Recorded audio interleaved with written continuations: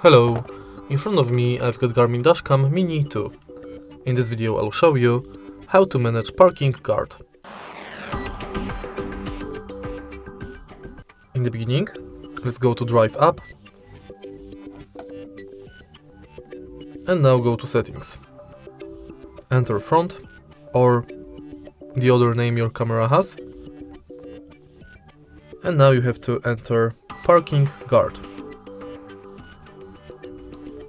Press this button to enable or disable this function, and now you can manage auto start between 3, 5 or 10 minutes.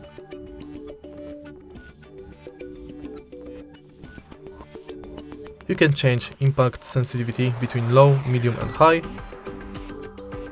and then you can change monitoring time between always on, 2, 4, 8, 12 and 24 hours. Then you can enable or disable record before incident function. And that's basically it. If you find this video helpful, please leave a like, comment and subscribe.